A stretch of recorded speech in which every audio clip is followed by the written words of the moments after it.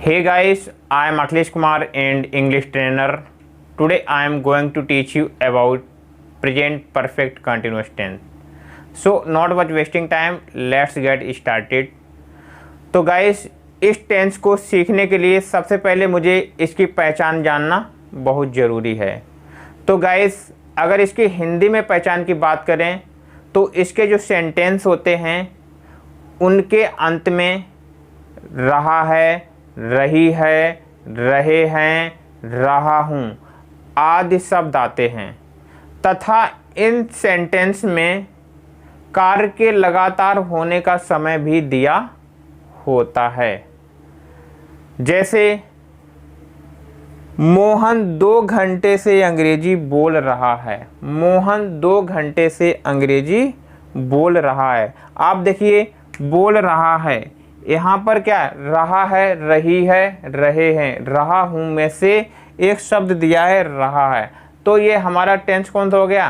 Present perfect continuous tense में आ रहा है। लेकिन इसकी और एक शर्त है, इसमें कार्य के लगातार होने का समय भी दिया होना चाहिए, जो कि यहाँ पर दिया हुआ है समय से, मतलब कार्य के लगातार होने का समय दिया हुआ 2 घंटे से काम हो रहा है। अंग्रेजी बोलने वाला जो काम हो रहा है वो 2 घंटे से हो रहा है। तो यहाँ पर पहचान क्लियर हो गई है कि मतलब कार्य का लगातार होना पाया जाए और प्लस कार्य के लगातार होने का जो समय भी दिया हो, मतलब वहाँ पर कोई काम।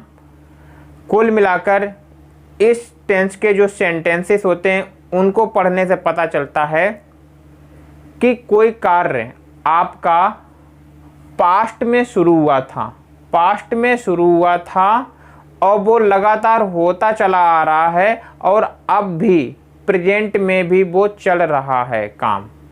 तो कुल मिलाकर कोई काम पास्ट में शुरू हुआ था और प्रेजेंट में भी वो काम हो रहा है। तो ऐसे sentence present perfect continuous tense के होते हैं। जैसे हमारा कोई काम यहाँ पर पास्ट टेंस में शुरू हुआ, पास्ट में कोई काम शुरू हुआ और वो चलता हुआ आ रहा है और प्रेजेंट में भी वो चल रहा है।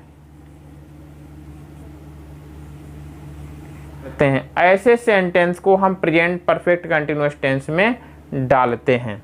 जैसे यहाँ पर कोई काम जारी था और यहाँ पर भी काम जारी है, मतलब बिना ब्रेकअप के, बिना काम रुके हुए अब भी वो काम जारी है।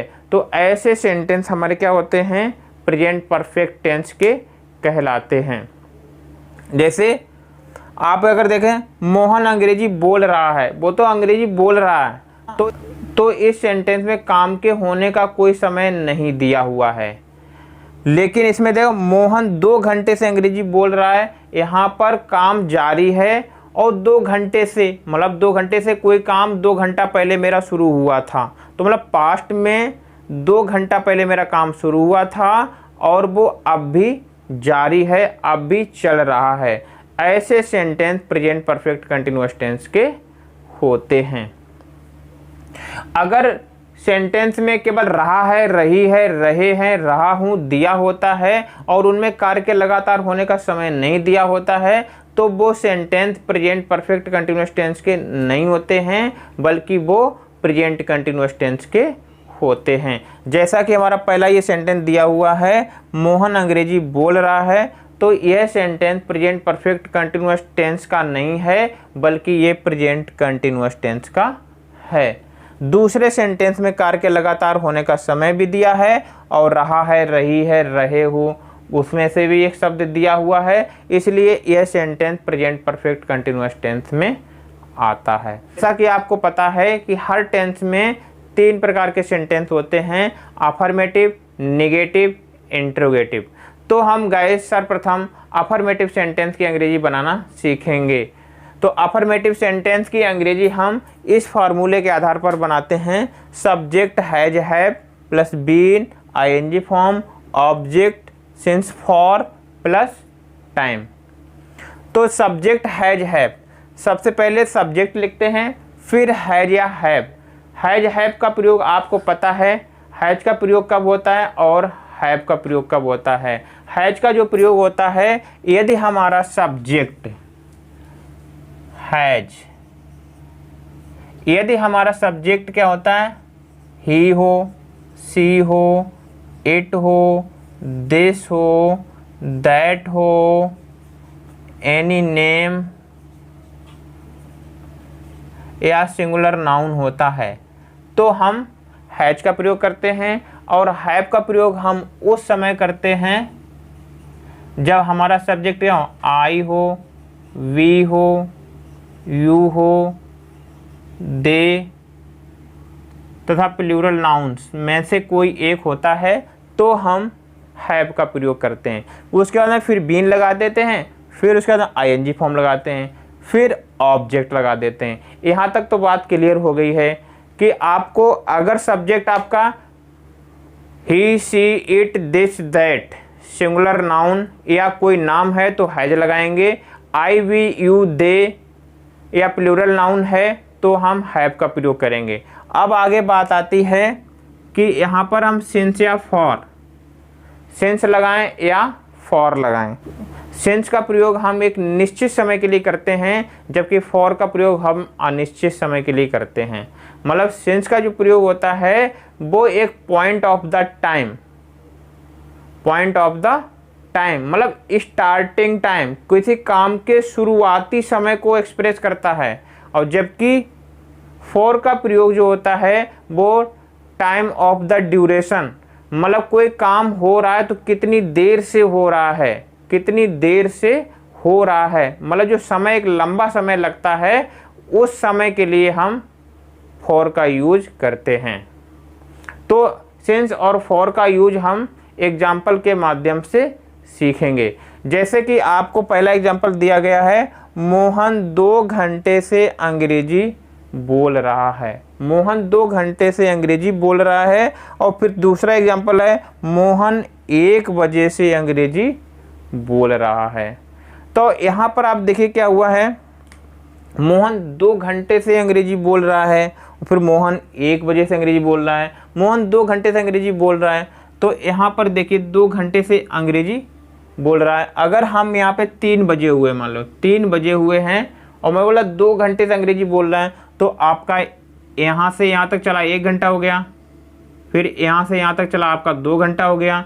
इसका मतलब क्या हुआ कि मोहन 1 बजे से अंग्रेजी बोल रहा है। कितने बजे से? 1 बजे से अंग्रेजी बोल रहा है।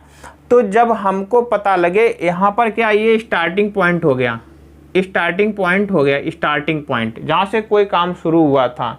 अगर हमको कोई स्टार्टिंग पॉइंट दिया होता है समय का तो हम सिंस लगाते हैं, और अगर हमको एक समय दिया होता कि कब से हो रहा है, मतलब एक अवधि दी होती है, पीरियड दिया होता है, तो हम फॉर का यूज करते हैं। तो यहाँ पर हम देख सकते हैं कि जो स्टार्टिंग पॉइंट है, मतलब एक पॉइंट जो होता है, शुरुआती पॉइंट है, वो 1 बजे है, तो यहाँ पर हम सिंस लगाएंगे। और अगर बोलते हैं कि 2 घंटे से, तो आप देखिए यहाँ से यहाँ तक लंबा एक समय लगा, जो अवधि लगी हुई है, उसके पहले हम फॉर का यूज करते हैं।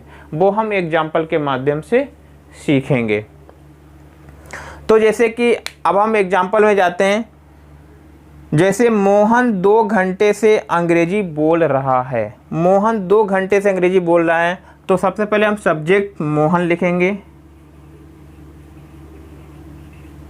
फिर हैज या हैव। तो मोहन है ना सिंगुलर है, सब्जेक्ट नेम है, इसलिए हैज लगेगा यहाँ पर, मोहन हैज। फिर आपको बीन लगाना है, बीन लगा दिया। उसके बाद में आईएनजी फॉर्म, बोलना क्या होता है, स्पीक, इसमें हो जाएगा speaking. Mohan has been speaking, क्या बोल रहा है, अंग्रेजी बोल रहा है, इंग्लिश।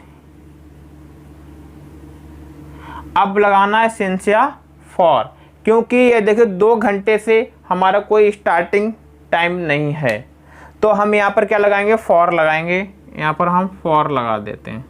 फिर कब से, 2 घंटे से, तो for 2, TW2 hours, HOURS, hours बोलें या आवर्स बोलें। तो मोहन 2 घंटे से अंग्रेजी बोल रहा है। Mohan has been speaking English 42 hours. अब बात ये होती है, अगर हम निश्चित समय बताना चाहेंगे, मतलब एक टाइम बताएंगे, पॉइंट ऑफ द टाइम बताना चाहेंगे कि किस समय से ये स्टार्ट हुआ है, किस समय ये स्टार्ट हुआ था और अब भी हो रहा है, तो बोलते हैं कि मोहन 1 बजे से अंग्रेजी बोल रहा है। तो Mohan has been speaking English. Mohan has been speaking English. 1 बजे से तो सिंस लगेगा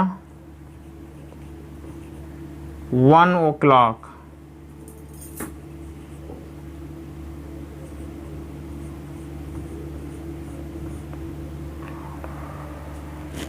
मोहन 1 बजे से अंग्रेजी बोल रहा है, तो Mohan has been speaking English since 1 o'clock।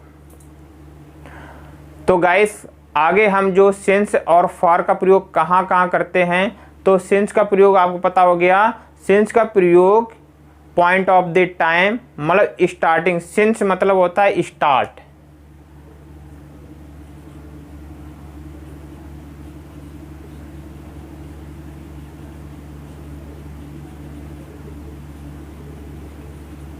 जब हमारा कोई स्टार्टिंग टाइम दिया होता है तो हम सिंस का प्रयोग करते हैं, और जब हमारा क्या होता है स्टार्टिंग से लेकर अभी तक का पूरा जो समय दिया होता है, जो अवधि दी होती है, तब वहाँ पर हम फॉर का यूज करते हैं।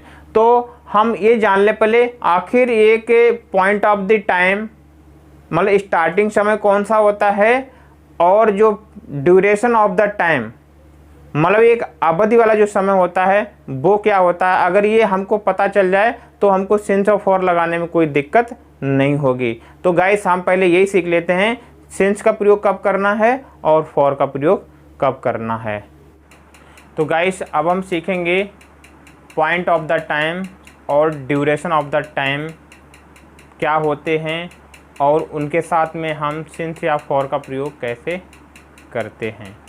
तो गाइस जैसा कि हम यहाँ टेबल में देख सकते हैं, सिंस का प्रयोग पॉइंट ऑफ द टाइम के साथ करते हैं, मतलब कोई शुरुआती काम के शुरुआत होने का जो समय होता है उसे पॉइंट ऑफ द टाइम कहते हैं। मतलब जब कोई काम शुरू होता है, अगर वो समय मुझे दिया होता है तो मैं सिंस का प्रयोग करता हूँ। पॉइंट ऑफ द टाइम क्या होता है, पॉइंट ऑफ द टाइम में अगर देखा पहला नंबर होता है घड़ी का समय।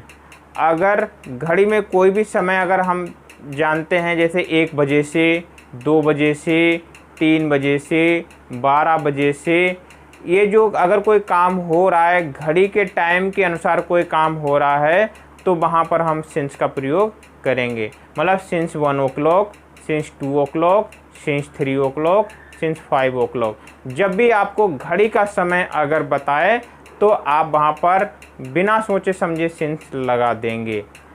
लेकिन अगर आपसे बोले 2 घंटे से, 3 घंटे से, 4 घंटे से, तो यहाँ पर तो कोई एक निश्चित नहीं है, ये पॉइंट ऑफ द टाइम नहीं है। घड़ी में कभी 1 घंटा, 2 घंटा, 5 घंटा बचता है, नहीं बचता है। जो घड़ी का जो समय हम बताते हैं वो 1 बजे, 2 बजे, 5 बजे, 7 बजे से ही बताते हैं। तो इसलिए जब भी 1 बजे से, 2 बजे से, 5 बजे से, 8 बजे से आपको अगर सेंटेंस में मिलता है तो उससे पहले आप सिंस का प्रयोग करेंगे, फॉर का प्रयोग नहीं करेंगे।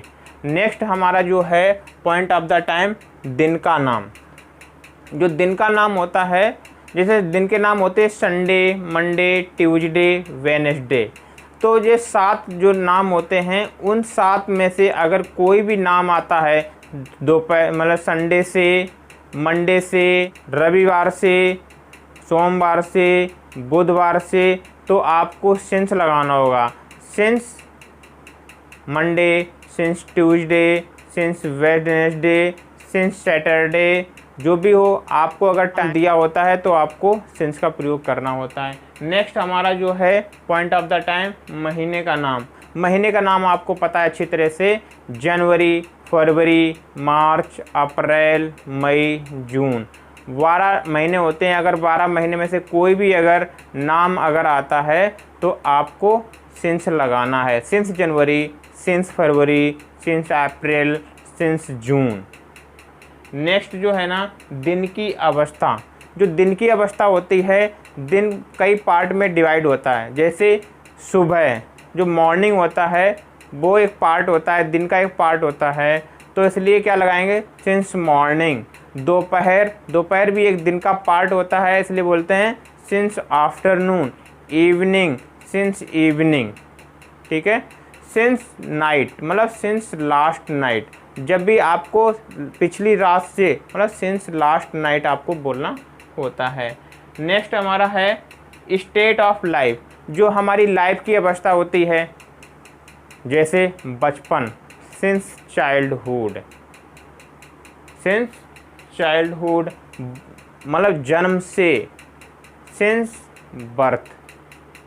नेक्स्ट है last week, last year, last month, last night, yesterday. तो गाइस अब हम सीखेंगे पॉइंट ऑफ द टाइम और ड्यूरेशन ऑफ द टाइम क्या होते हैं, और उनके साथ में हम सिंस या फॉर का प्रयोग कैसे करते हैं। तो गाइस जैसा कि हम यहाँ टेबल में देख सकते हैं, सिंस, सिंस का प्रयोग पॉइंट ऑफ द टाइम के साथ करते हैं। मतलब कोई शुरुआती काम के शुरुआत होने का जो समय होता है उसे पॉइंट ऑफ द टाइम कहते हैं। मतलब जब कोई काम शुरू होता है, अगर वो समय मुझे दिया होता है तो मैं सिंस का प्रयोग करता हूँ।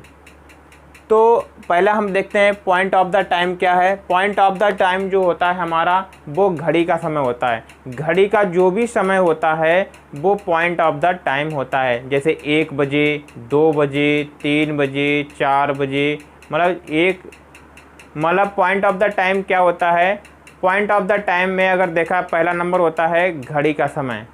अगर घड़ी में कोई भी समय अगर हम जानते हैं, जैसे 1 बजे से, 2 बजे से, 3 बजे से, 12 बजे से, ये जो अगर कोई काम हो रहा है घड़ी के टाइम के अनुसार कोई काम हो रहा है, तो वहाँ पर हम सिंस का प्रयोग करेंगे। मतलब since 1 o'clock, since 2 o'clock, since 3 o'clock, since 5 o'clock। जब भी आपको घड़ी का समय अगर बताए तो आप वहाँ पर बिना सोचे समझे सिंस लगा देंगे। लेकिन अगर आपसे बोले 2 घंटे से, 3 घंटे से, 4 घंटे से, तो यहाँ पर तो कोई एक निश्चित नहीं है, ये पॉइंट ऑफ द टाइम नहीं है। घड़ी में कभी 1 घंटा, 2 घंटा, 5 घंटा बचता है, नहीं बचता है। जो घड़ी का जो समय हम बताते हैं वो 1 बजे, 2 बजे, 5 बजे, 7 बजे से ही बताते हैं। तो इसलिए जब भी 1 बजे से, 2 बजे से, 5 बजे से, 8 बजे से आपको अगर सेंटेंस में मिलता है तो उससे पहले आप सिंस का प्रयोग करेंगे, फॉर का प्रयोग नहीं करेंगे। नेक्स्ट हमारा जो है पॉइंट ऑफ द टाइम, दिन का नाम। जो दिन का नाम होता है, जैसे दिन के नाम होते हैं संडे, मंडे, ट्यूसडे, वेडनेसडे। तो ये 7 जो नाम होते हैं, उन 7 में से अगर कोई भी नाम आता है दोपहर, मतलब संडे से, मंडे से, मतलब सोमवार से, मतलब रविवार से, सोमवार से, बुधवार से, तो आपको सिंस लगाना होगा। Since Monday, since Tuesday, since Wednesday, since Saturday, जो भी हो आपको अगर टाइम जो भी हो, अगर आपको दिन का नाम दिया होता है तो आपको सिंस का प्रयोग करना होता है। नेक्स्ट हमारा जो है पॉइंट ऑफ द टाइम, महीने का नाम। महीने का नाम आपको पता है अच्छी तरह से, जनवरी, फरवरी, मार्च, अप्रैल, मई, जून। 12 महीने होते हैं। अगर 12 महीने में से कोई भी अगर नाम अगर आता है तो आपको सिंस लगाना है। Since January, since February, since April, since June. Next जो है ना, दिन की अवस्था। जो दिन की अवस्था होती है, दिन कई पार्ट में डिवाइड होता है। जैसे सुबह जो मॉर्निंग होता है वो एक पार्ट होता है, दिन का एक पार्ट होता है, तो इसलिए क्या लगाएंगे, सिंस मॉर्निंग।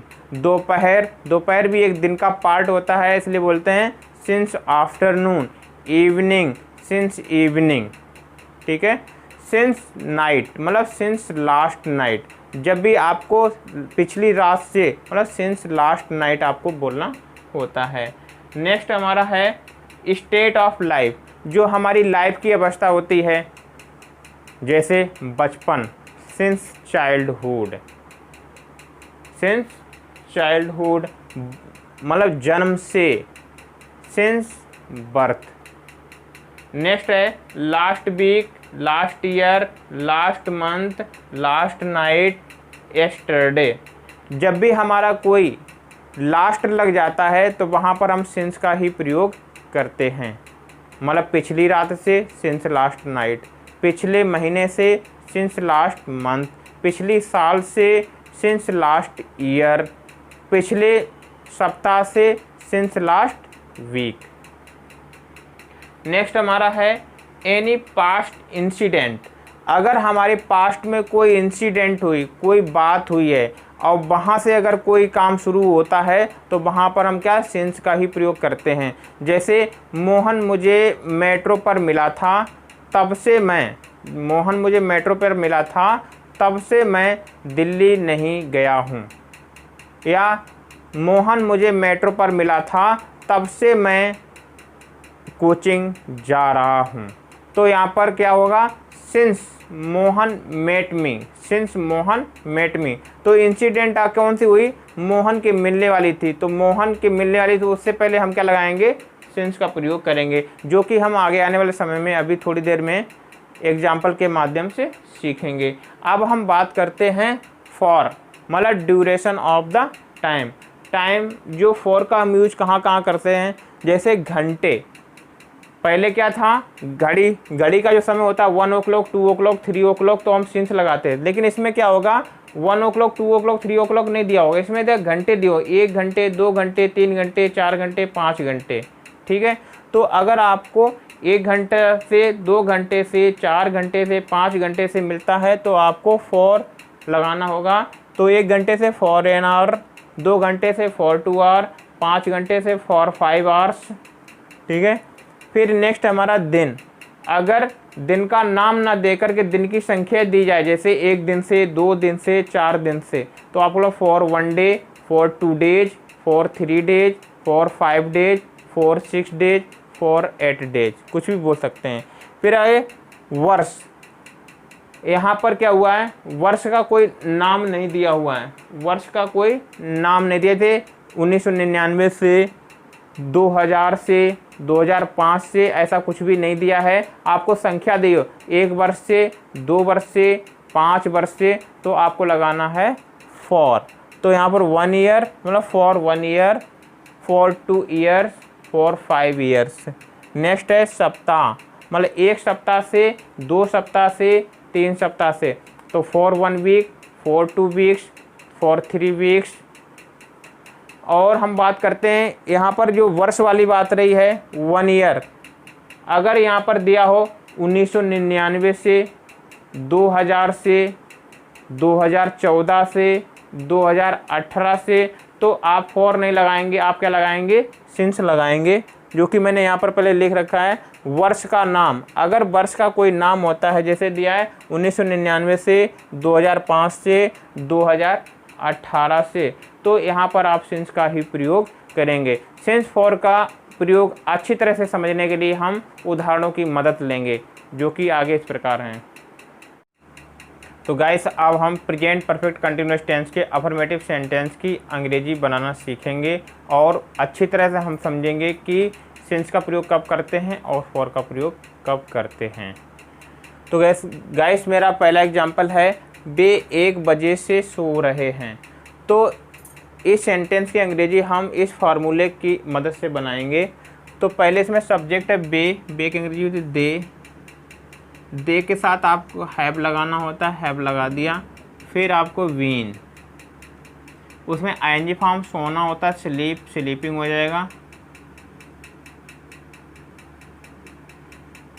अब क्या 1 बजे से, मतलब क्या लगाना है, आईएनजी फॉर्म का ऑब्जेक्ट इसमें दिया नहीं है। ठीक है, तो अब या सिंस या फॉर में से कोई एक लगाएंगे। तो क्योंकि हमारा 1 बजे से एक स्टार्टिंग पॉइंट दिया हुआ है, मतलब 1 बजे से, मैंने ये भी बताया था घड़ी का अगर समय होता है तो हम वहाँ पर सिंस का प्रयोग करते हैं। 1 बजे से, 2 बजे से, 3 बजे से। तो यहाँ पर 1 बजे से है तो इसलिए यहाँ पर लिखेंगे सिंस 1 बजे से 1 o'clock।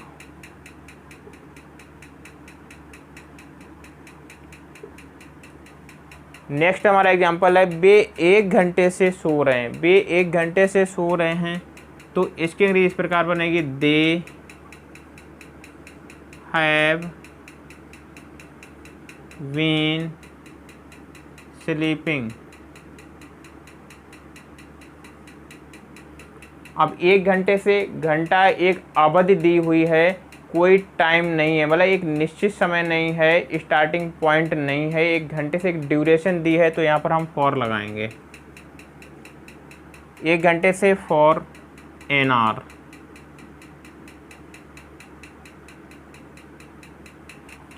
नेक्स्ट हमारा एग्जांपल है दीपक 4 दिन से जा रहा है। तो Deepak has been going. Deepak has been going. अब 4 दिन से, दिन का कोई नाम तो नहीं दिया, संडे मंडे, दिनों की संख्या दे, इसलिए यहाँ पर हम फॉर लगाएंगे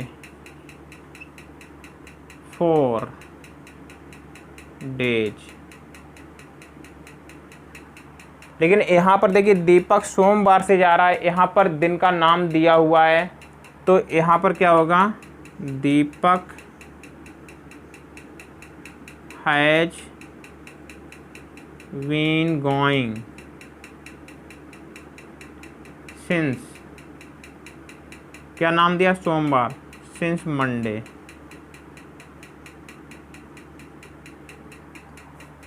विनय 2017 से स्कूल जा रहा है। यहाँ पर वर्ष है, सन है, सन का नाम दिया हुआ है इसलिए यहाँ पर सिंस लगेगा। Vinay has been going to school 2017 से, मतलब 2017 सिंस 2017। नेक्स्ट एग्जाम्पल विनय 5 वर्ष से स्कूल जा रहा है। विनय 5 वर्ष से स्कूल जा रहा है तो इसकी अंग्रेजी होगी Vinay has been going to school since या फॉर में से एक लगाएं क्योंकि यहाँ पर 5 वर्ष दिया हुआ है, एक निश्चित है पॉइंट ऑफ नहीं, जो कि यहाँ पर 5 वर्ष दिया है जो कि एक ड्यूरेशन है टाइम की, मतलब काम के होने की ड्यूरेशन है तो यहाँ पर हम फॉर लगाएंगे 5 ईयर।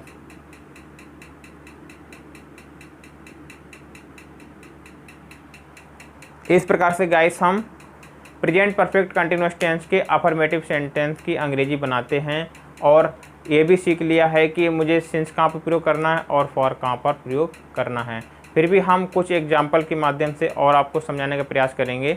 जैसे मोहन 4 घंटे से अंग्रेजी बोल रहा है तो Mohan has been speaking English for 4 hours.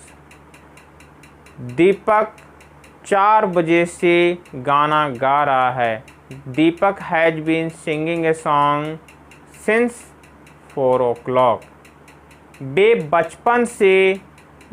बचपन से स्कूल जा रहे हैं तो they have been going to school since childhood. वे 2 महीने से यह किताब पढ़ रहे हैं तो they have been reading this book for 2 months। Thank you guys for watching this video. आशा करता हूँ कि आपको ये वीडियो समझ में आया होगा। अगर समझ में आया है, अच्छा लगा है तो इसे लाइक करें, शेयर करें और सब्सक्राइब करें। फिर मिलते हैं अगले वीडियो में, तब तक के लिए bye bye, see you again.